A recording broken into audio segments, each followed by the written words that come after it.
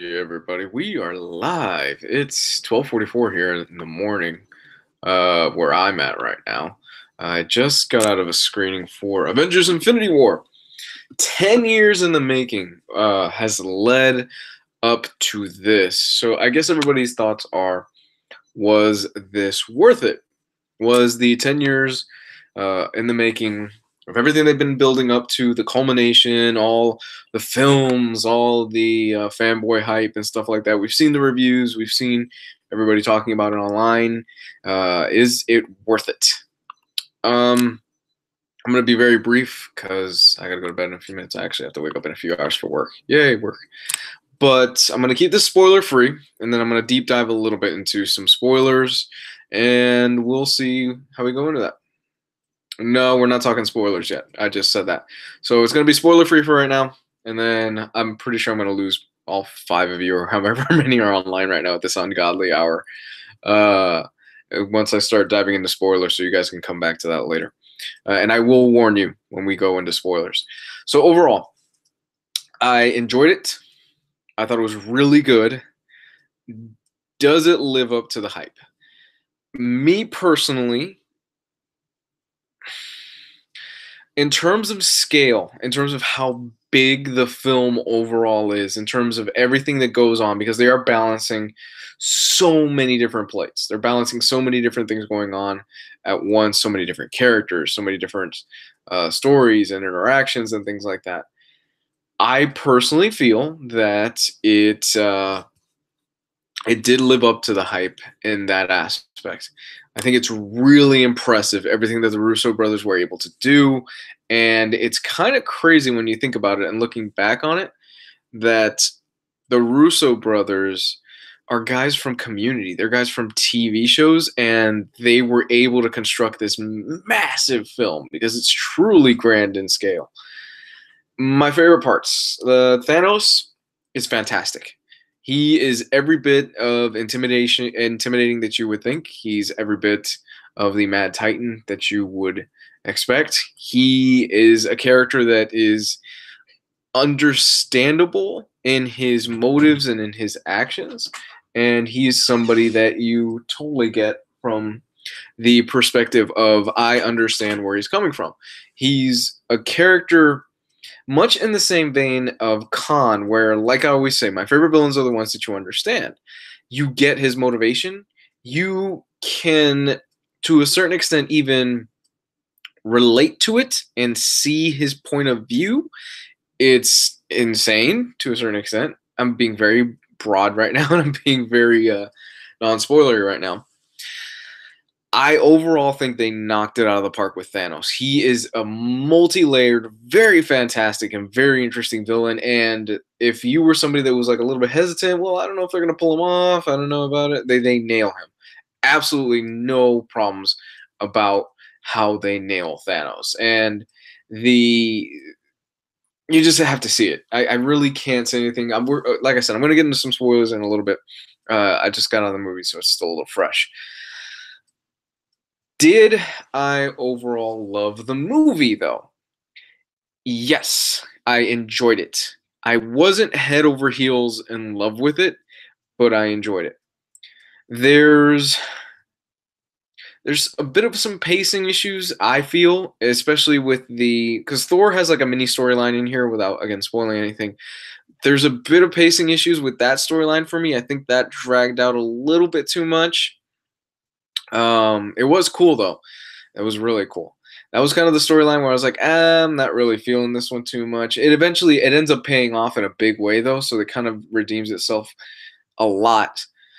Let me think. What else? There's so much that goes on. Okay, the movie can feel a bit abrupt at times. It can feel very abrupt at times because they have so much going on that things just move at a blitzing pace. It's just boom, boom, boom, boom, boom. Things just move along at a really fast pace. You'll have one scene happen, and then it's like, okay, we got to move on. We got to establish the next scene. We got to go to the next scene. We got to go to the next scene.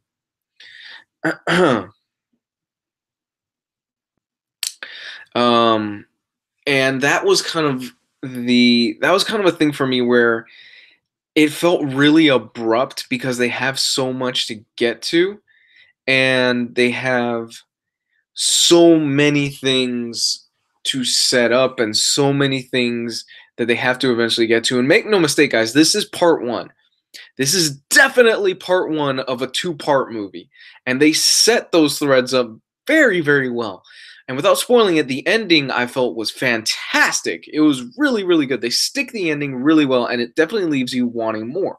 If I had to compare this film to any modern day film, I would say this is probably the Two Towers of their series. This is the series where, okay, you get some closure, you set things off, and you eventually set the bar for what's going to come next year when we get whatever it is that the next Avengers film is called. As far as the interactions with characters, it's really fun to see certain interactions with certain characters. Doctor Strange, you get to see Doctor Strange kick ass in this film, and I loved it. I loved every scene that he was in. He is now Doctor Strange. He's full Doctor Strange mode at this point, and you get to see him be a badass Sorcerer Supreme that you really like to see. Let me think. I wanted a little bit more of the Wakanda storyline, and I want to see a little bit more of the Winter Soldier storyline, but you really don't get much of that here. Wakanda is basically just there as the backdrop for the huge climax of the film, for the huge fight that eventually happens. They really don't play too big of a role in the film other than they are a location, and their characters are there more for the big fight. That's pretty much it. Your big go-to character here is definitely Thanos. This is Thanos' film. Thanos gets the most screen time, I feel, out of the entire film. And he doesn't become necessarily sympathetic, but he becomes a character, like I've already mentioned, that you can relate to. With that said, they go for broke at the ending. And I'm not spoiling anything here. And I will say, maybe it's because I'm cynical, but I felt almost no emotional resonance or emotional pathos with the choices that they make towards the end of the film. It didn't hit home with me. There was one scene, I take that back. There was one particular scene that hit home out of all of them. But for the most part, I was like, okay, well, I know where and how this is kind of going to go. So there's that.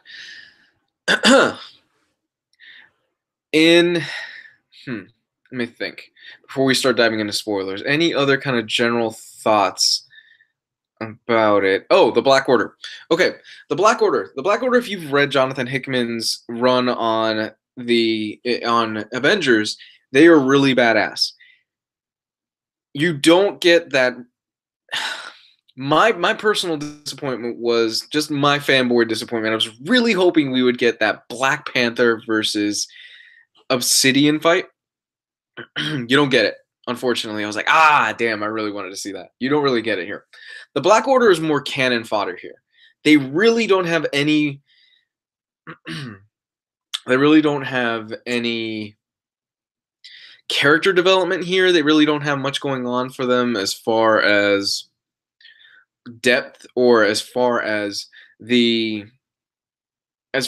feel any emotional weight for them, or you feel really like invested in them or anything like that. They're pretty much just bad. They're goons. They just show up there and they take care of a few guys, and then that's the end of it. Like that's it. It's done. Okay. So with that said, if I had to score this, I'm going to say I'd score this. It's a solid 8.5 for me. And I know there's going to be like 3 or 4 people in the chat that are going to downvote me to hell or say you fucking idiot, you fucking fanboy, whatever. Blah, blah, blah, blah. It's a solid 8.5 for me. It's really good. I had some problems with it, mostly in terms of the pacing and the weight of everything and how they were trying to balance so much. But I was impressed overall with just how much they got right, with just how smart they did with certain choices.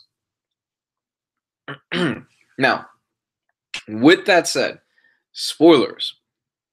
Spoilers.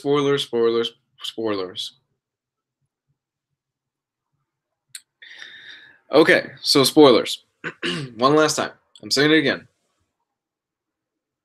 Spoilers. So you can't bitch and moan in the chat if I ruin something. The ending. I'm just going to skip right to the ending. The ending did not work for me necessarily on an emotional level because of the fact we know they're getting more films.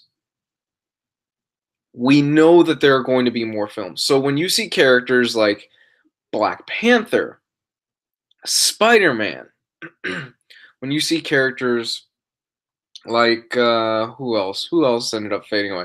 The big two were Black Panther and Spider-Man. When we see them start to fade away, let me drink a little bit of water. That had no emotional resonance with me, simply because of the nature of these films. I know we're going to get more films. So because of that, when those characters start fading away and you're just like, oh shit, like Thanos actually did it. He snapped his fingers.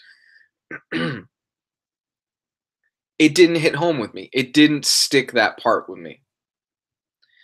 And that was the part that I was like, I wish I felt more for this. I wish it really stuck out to me, and I wish it just lasted and it really, really hit me hard. The only one that really got to me was the Peter Parker one, because Peter is actually looking at Tony and he goes, Mr. Stark, I don't feel well. And he just starts fading away, and he's fading away in Tony's arms. And you're just like, oh, wow. Like, they stuck that one. That was really good. The other ones, not so much. Because if we really think, okay, do we really think the Guardians of the Galaxy are going anywhere? Do we really think that Peter Quill, Drac, they're not going anywhere? Those guys sell toys. They sell movies. They've established James Gunn is working on another one. Yeah, and I'm going to get into that as well. No one special. Another small issue that I had, and this is kind of nitpicking. Towards the ending fight scene, all the Avengers there going gung-ho, they're fighting Thanos, they're like trying to take him on, and they're holding him down. And where the fuck is Thor? Like, Thor is nowhere to be seen on that ending fight. And it just seemed like Thor showed up at the very last minute because the script demanded for him to show up at the very last minute. He should have been there from the very beginning. Again, this is kind of nitpicking and things like that.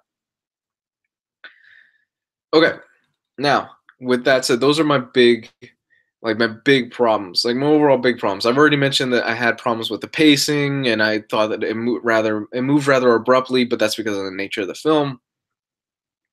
The things that I did like, obviously, Doctor Strange, Sorcerer Supreme, all that good stuff. I feel that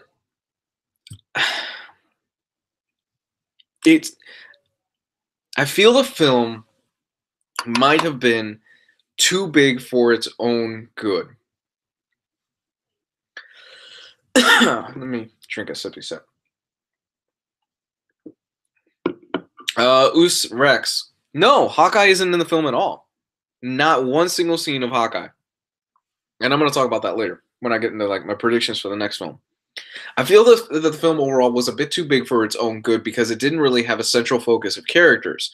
Because it's jumping around so much, and you're getting... It's kind of like the Russo brothers split the entire cast and said, okay, here's a whiteboard, here's a circle, here's a pie. We're going to have Doctor Strange here, we're going to have Spider-Man here, we're going to have Iron Man here, we're going to have Black Panther here, we're going to have all these different characters in different spots, and that's how we're going to do this.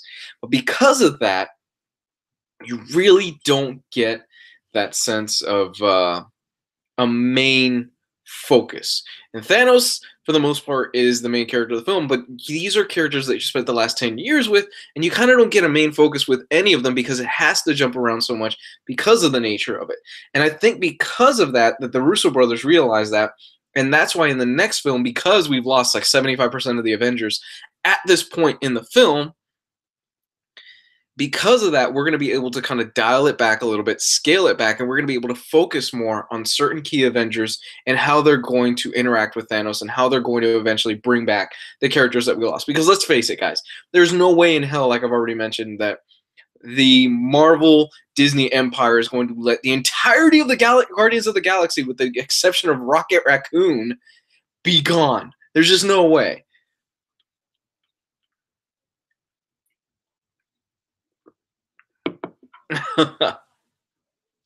So that was where I was coming from, where I didn't feel any emotional resonance towards the end of the film. It's supposed to be this big, huge emotional scene.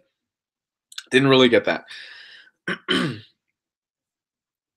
So, let me think. I'm still gathering a few of my thoughts together. As far as, you know,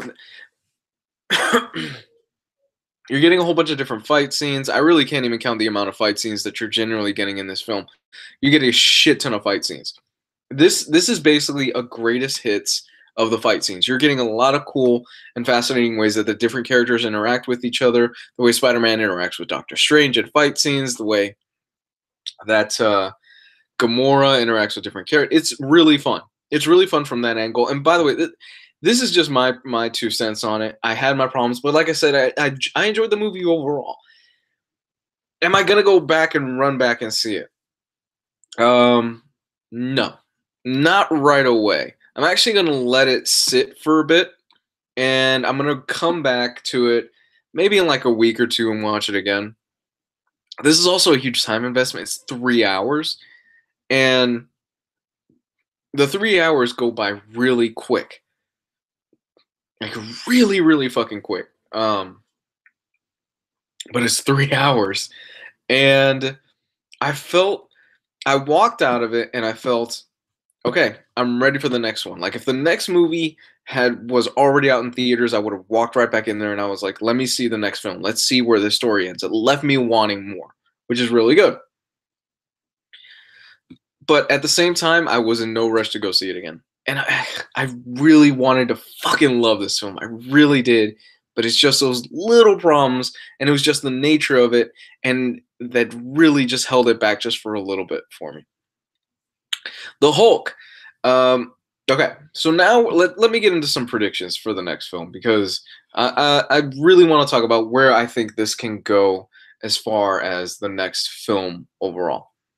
So towards the end of the film, we have Thanos, who he's living in his little fishing hut or wherever it is. He's like off planet. He's got his gauntlet, and it's kind of like busted and is fused to his hand. As far as Hawkeye's not in this film at all. But we know he's going to be in the next one because we've seen set pictures of him, and we've seen set pictures that he is, in fact, Ronin. So, Hawkeye's family is going to be part of the ones that were this half the world that got completely annihilated. He's going to be part of that. And that's really what's going to push him to kind of come out of retirement, because he doesn't have his family anymore. So he really wants to fight the good fight and all that shit. So we're going to definitely get Hawkeye's family in the next film. Hulk. Hulk in this film gets his ass royally fucking handed to him in the first like 10 minutes of the film. Just completely ass beat. And because of that, he's kind of, Bruce Banner throughout the entire film is basically saying, come on, Hulk, come out, come out, come out. And Hulk refuses to fight. So that's going to be the character arc that we're going to get for Hulk in the next film, where I'm sure we're going to get that big payoff moment where Hulk finally hulks out and he takes on Thanos, and probably a huge climax of the film, and he whoops Thanos' ass or something like that.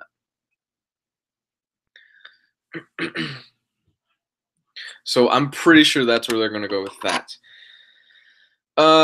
Let's see. I was actually more surprised that the characters that we thought were going to die didn't end up dying. Steve Rogers at the end of the film is still alive. Captain America at the end of the film, still very much alive. And I was really surprised at that. I thought for sure we're going to lose one of them. So, but we'll see. We'll see what happens in the next film. Okay, so for those of you that have seen the leaked pictures online where you see that the Avengers have kind of like, they have a thing on their hand where they kind of went back in time, it seems like, that they are back to the New York incident in the first Avengers movie. None of that is here. So we know at some point in the next film, they will be back in time. They were going to go back to that New York setting. It's either going to be a flashback or it's going to be some way to go back in time.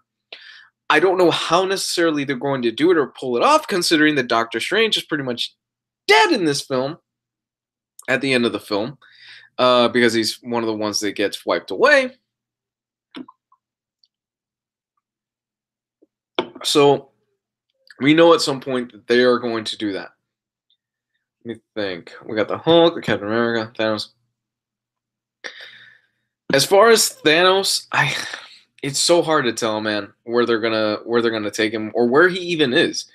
Because all we know for a fact is that he's in this little hut and he's watching the sunset, like he said he wanted to. And he's kind of relieved. He's found peace. He can finally rest because half the universe has been wiped out. He's accomplished his mission.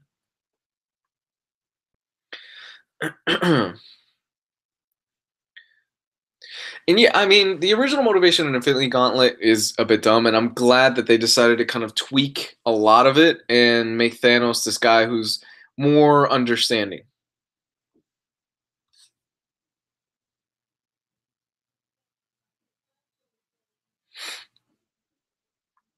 The emotional resonance is with Thanos after he snapped and meet Gamora again. See, I didn't get that. I didn't really necessarily get too much of that because they have so many plates to balance and so many things going on. That relationship didn't really stick with me. You get a few scenes towards the beginning. You get the scene where he ends up sacrificing her because he wants the Soul Stone, which bravo, I did not see that coming at all. I don't think anybody could have predicted where the Soul Stone was or how he was going to acquire it. That was really good. But overall, the emotional resonance did nothing for me. Did not hook me in at all.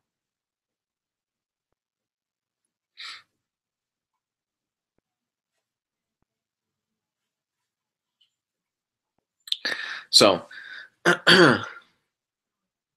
any other questions? I guess some people really don't like me talking spoilers right now. They mixed the version of the Gauntlet story with other stories, but that's expected since they don't have the movie rights for certain characters. I do like how they changed Thanos' motivation. I did enjoy that. I haven't seen it in 3D. I'm not too crazy about 3D, and I never pay for that stuff. Oh yeah, holy shit! How could I completely forget about this? Okay, goddamn. Right, I'm glad you mentioned that before I signed off. The biggest shock and the biggest reveal for me was when Thanos arrives at the planet where he's going to get his soul stone. You see this guy and he's in a shadowy figure, and I'm like, who the fuck is that? And goddamn, it's the Red Skull. Holy shit, the Red Skull. The Red Skull is a character we haven't seen since the first Captain America movie. And he gets teleported inside of fuck, it's been so goddamn long. He gets teleported and he lands on this planet, and he's been on this planet for years. My jaw hit the floor when I saw the Red Skull. I was like, oh shit. So the Red Skull, if they play their cards right, he could be the next big bad. The Red Skull, he's a fucking monster in Marvel Comics. He does some really despicable shit.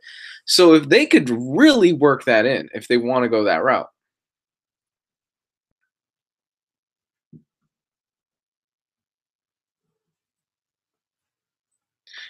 Not sure what kind of taste this movie will leave with mainstream audiences. I think it'll be fine. I honestly, people are aware this is a two-part film. I think this is going to be received very, very, very well. Do I think it's going to absolutely be loved? I don't know. I don't know. I don't think it'll be absolutely loved by the general movie-going audience. I think a lot of people are going to be a little bit pissed at the ending, especially for those that don't realize it's two-part film. Because there always is. There's always people out there who are like, I don't think it's a two-part film. They don't go in knowing any better that it's a two-part film. And for them to end it on such a somber note, because it does end in a bit of a somber note. I mean, there were people that were tearing up and crying in my theater, and they were all emotional over it. And and I shouldn't really base what I think the general movie-going audience is going to be, because the population that I saw it with are the hardcore diehard fans that are going to be there for the very first showing. And they are the ones that have seen every film. They are the ones that have been invested emotionally into it. They are the ones that love every single Marvel movie that Marvel puts out. Those are the diehard fans. The general movie-going audience, I think they will really enjoy this. They are going to really eat this up. Yes, for a second, you know what? For a second, Doctor Doom did cross my mind, and I was gonna say, "Holy shit! If this is Doctor Doom, oh my god, I would lose my just splash zone in front of it, just splooshing and splashing, just every. If there was even a hint of Galactus in this film. Oh my goodness.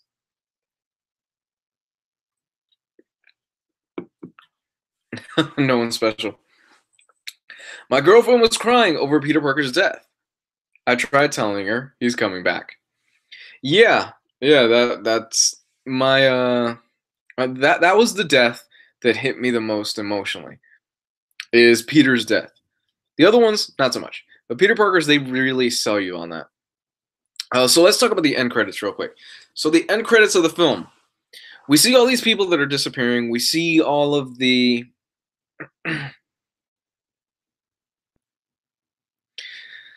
let me think. So we see all these people that are disappearing. And let me think. Gyro, I'm fucking sorry, man. But I said like I said it like 8 times. Spoilers. So, sorry. Get over it. Let me think. So, we see it after the end credits of the film that... And why would you fucking watch it? Okay, never mind. We see at the end credits of the film that all these people are disappearing because Thanos finally snapped his fingers. He got the job done. That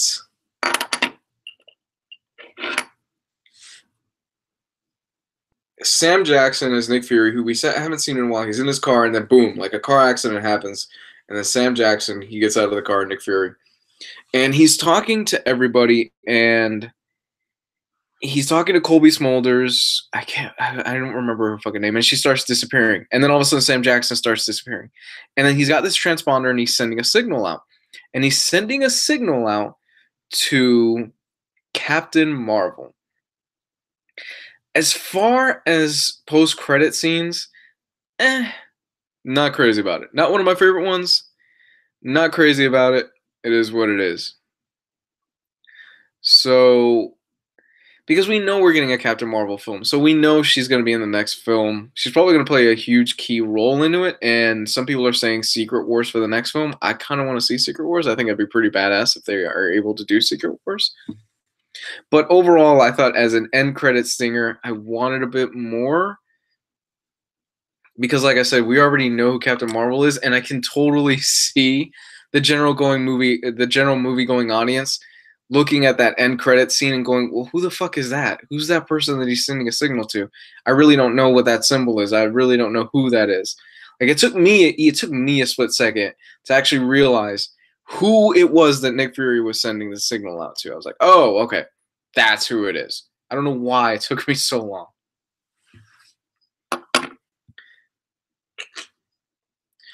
So yeah, those are my general thoughts. Overall, kind of quick, real brief. I gotta go to bed. I actually have work in a few hours. Ugh. So yeah, I gave the film about an 8.5 if I had to give it out of 10. Great film overall, really solid. Did it blow me away? Not necessarily. The fight scenes were great. The action scenes were great. I really wish it had a bit more focus on certain characters. And I thought the Thor stuff dragged out a bit too much. But it was fun. And I'm going to see it. I'm gonna let it sit for a little bit, and I'm gonna wait and maybe go see it in about like a week when the hype dies down. Yeah, I actually would have preferred to have seen Adam Warlock for the end credit scene. I'm kind of surprised because we know the Cocoon is out there. I'm kind of surprised they haven't used him yet, because that seems like it would have been the go-to route, and I think I would have been more excited for that rather than Captain Marvel. But we'll see what happens. So thanks for joining me, guys, and I'm wishing everybody a good night. Comment, like, if you get pissed off at me, that's fine. I don't care. Have a good night, everybody. Bye.